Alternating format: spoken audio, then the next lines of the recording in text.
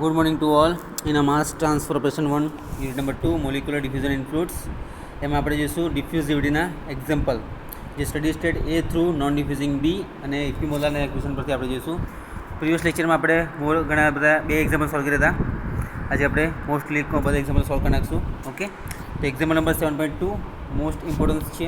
એ જીટીયુમાં 7 marks માટે પૂછાય છે. In oxygen nitrogen gas mixture 101.3 kilo pascal આપેલું છે. 101.3 kilo pascal and 298 kelvin. Okay, temperature 298 kelvin છે. The concentration of oxygen at two phases 2 mm apart are the 10 and 20% by volume respectively. Okay, in an oxygen nitrogen gas mixture at 101.3 kilo pascals અને 298 kelvin આપેલું છે. તો concentration of oxygen of the two phases જે 2 mm છે. Okay, 2 mm. Then a part of the 10 and 20% by volume respectively, જે આપણને આપ્યા છે volume percentage. The calculate the flux of the diffusions and also in the cases of the first one nitrogen in non diffusing A through non diffusing B માટે pass કરવાનું છે first one. and second one છે there is a equimolar counter diffusions of two phases for the diffusivity of the oxygen and nitrogen is the 1.81 into 10⁻⁻5 meter square per second. હવે ખાસ ધ્યાન આપજો, રકમમાં તમને ડેટા કયો આપ્યો છે એના બેસિસ પર આપણે. ઓકે, the first one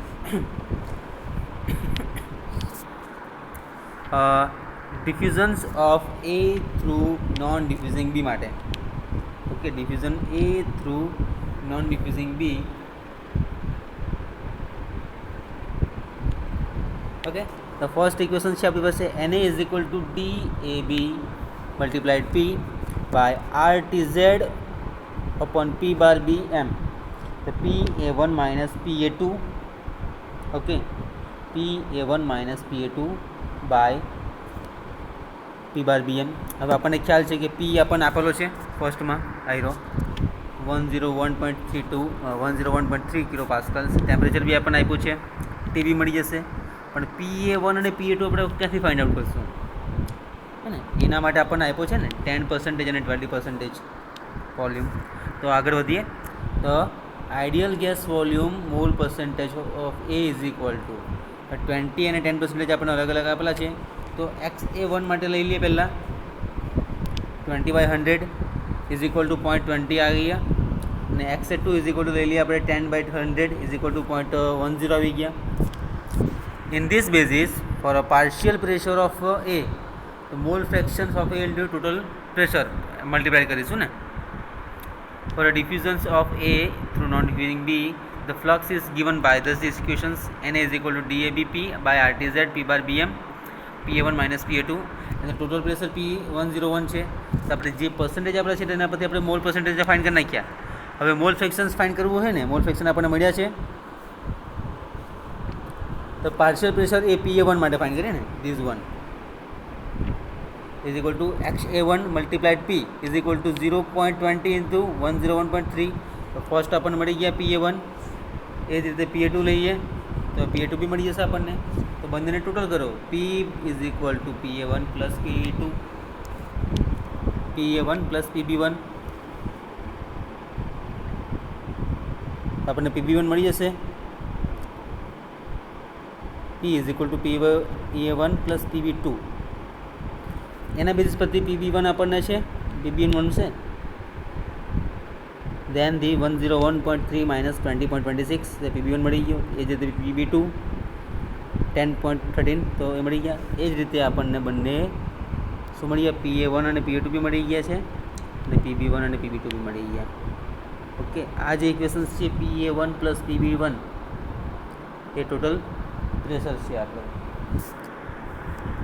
દેન તો P બાર BMનું ઇક્વેશન શું છે આપણી પાસે? This one PB2 minus PB1 divided by ln PB2 by PB1.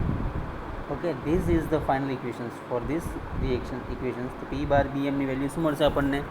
Value put કરીએ 91.17 છે ને, આઈરિયા આ ઇક્વેશનમાં પુટ કરીએ 91.17 minus 81.04.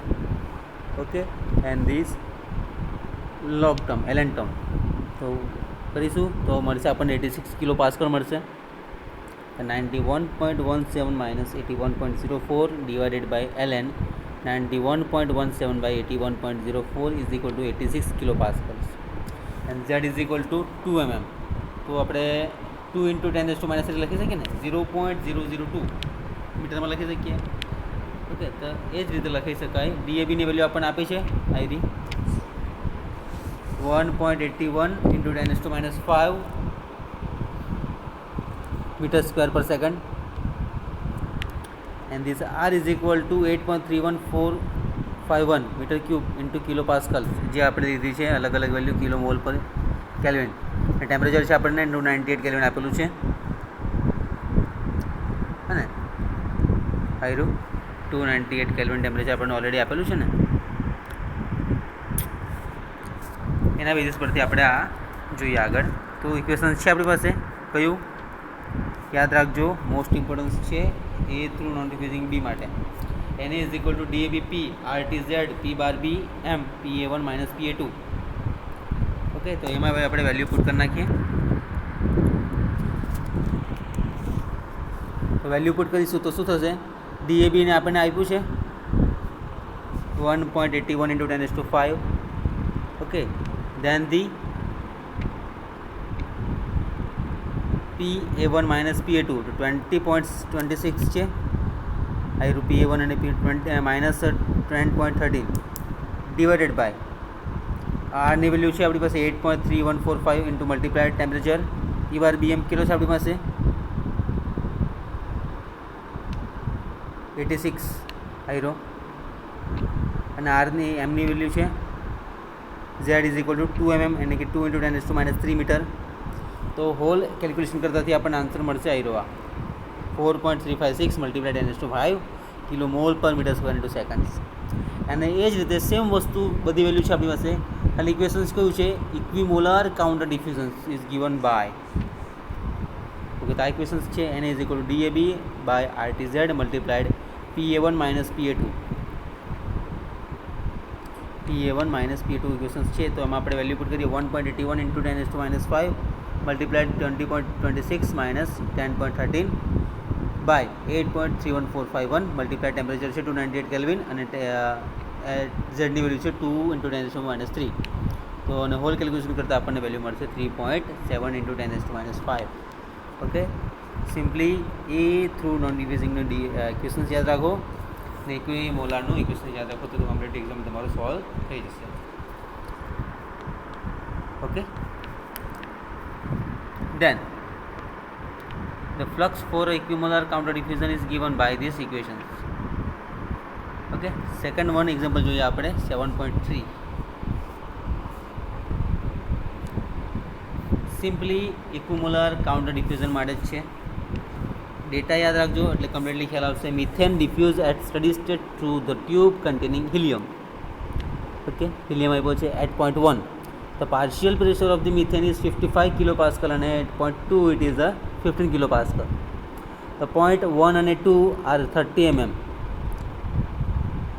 apart. The total pressure is a 101.3 kilopascals and a temperature kilo છે 298 કેલ્વિન यानी कि 25 ડિગ્રી સેલ્સિયસ આપણને આપેલું છે. તો કેલ્ક્યુલેટર શું કરવાનું છે, આપણને કીધું છે કે ઇક્વિમોલાર કાઉન્ટર ડિફ્યુઝન ફાઇન્ડ કરવાનું છે. તો ડિફ્યુઝિવિટી આપણને આપેલી છે 6.75 into 10 raised to 5 meter square per second. Okay, બધી વેલ્યુ છે. તો પહેલાં તો ડેટા લઈ લઈએ આપણે. DAB is equal two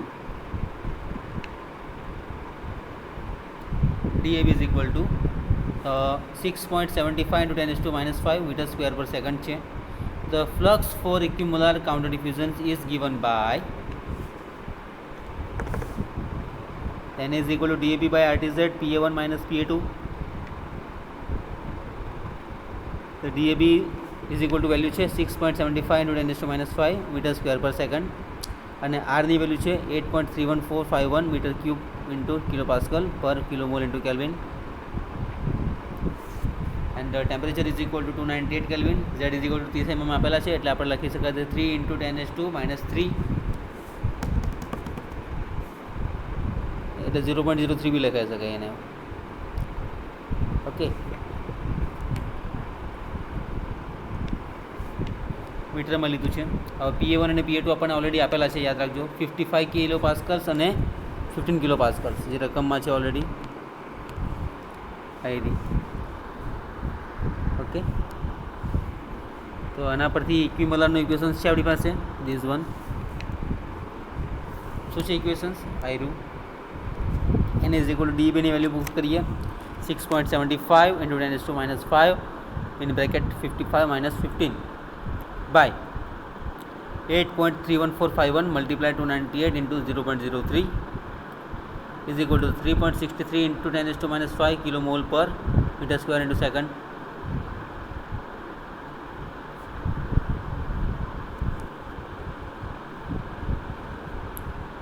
Okay, તો આન્સર મળશે આપણને 3.63 into 10⁻⁵ kilofar. Okay, then the second more example, only data and the find the solutions.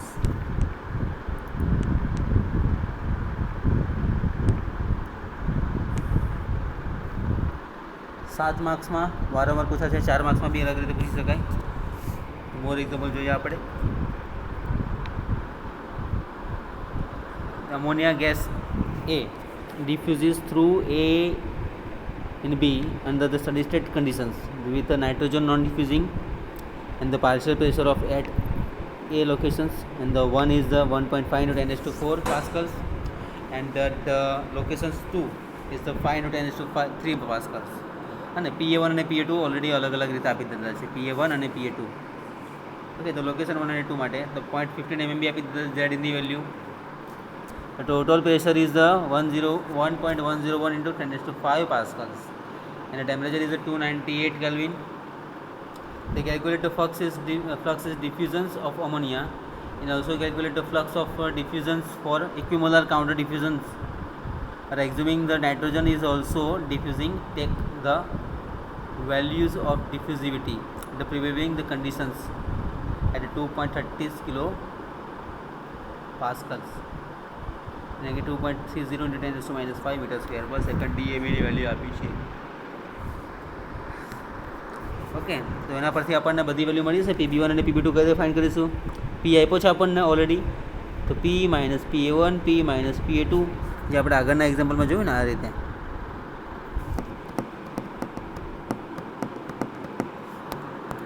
Okay, તો આના બેઝિસ પરથી આપણને મળશે NA is equal to DAB PT by RTZ P bar BM, યાની કે A through non diffusing B. રકમમાં જ ખ્યાલ આવે છે. અમોનિયા અને નાઇટ્રોજન બે વસ્તુ છે, જે યાદ રાખજો. અમોનિયા ગેસ છે યાની કે A through non diffusing B પર આવશે, એટલે જ ખ્યાલ આવે કે એના પરથી શું આવશે ઇક્વેશન્સ. DAB વેલ્યુ આપી છે 2.30 આવી રહી, અને P આપ્યો છે 101.103 10⁵ pascals. PA1 यानी कि P minus PB1 P minus PA1 અને P માઇનસ PBA2, તો PB1 અને PB2 મળી જશે. ટોટલ પ્રેશર્સ છે 1.103 into 10⁵ minus 1.5 into 10⁴. How PA1 આપ્યો છે, ઓકે, અને PA2 બી આપ્યો છે.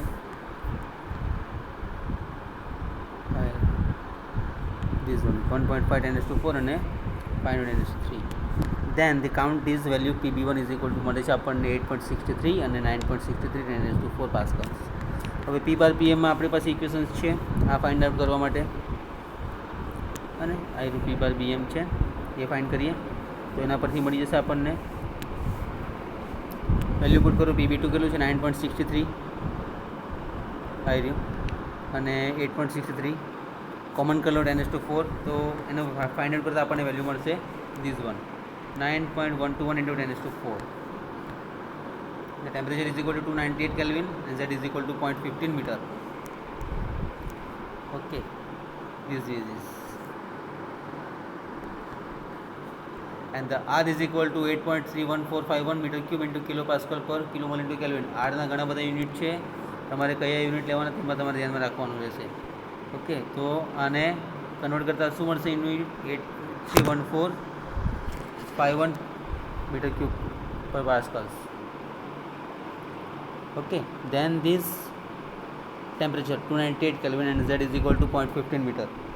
R is equal to 8.31451 metre cube into kilo pascal પર કિલો મોલ ઇન્ટુ કેલ્વિન, જે આપણને મળી ગયા છે. હવે ઇક્વેશનમાં વેલ્યુ પુટ કરો easily. This equations all the value is here, the both is equal in this equations. એને DAB ઇઝ ઇક્વલ ટુ કેટલા આપેલા છે? 2.30 ઇન્ટુ 10⁻⁵ મલ્ટીપ્લાઇડ 1.103 ઇન્ટુ 10⁵ લઈ લો, અને 1.5 ઇન્ટુ 10⁴ કોમન લઈ લો, 10⁻3. ઓકે, સિમ્પલી ઇક્વેશન્સની વેલ્યુ આવશે આપણને આ મળી જશે. વેરીફાઈ કરી લો કે વેલ્યુ કમ્પ્લીટ આવે છે કે નહીં આવે એ પ્રમાણે. એન્ડ સેકન્ડ વન ઇક્વિમોલર માટે લઈ લો. N is equal to DAB RTZ PA1 minus PA2.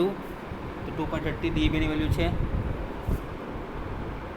10⁵, PA1 1.5 10⁴ અને 5 10⁻³ +3. એન્ડ ધીસ આરની વેલ્યુ મૂકી દીધી છે, તો ઇક્વેશનની વેલ્યુ મળશે 6.19 ઇન્ટુ 10⁻7 કિલો મોલ પર metre square into seconds. Okay, તો આ રીતે એક્ઝામ્પલ સોલ્વ થશે, અમે સોલ્વ કરું છું.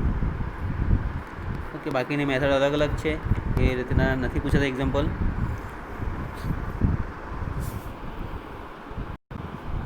Okay, then after the more example in the next lecture. Thank you so much.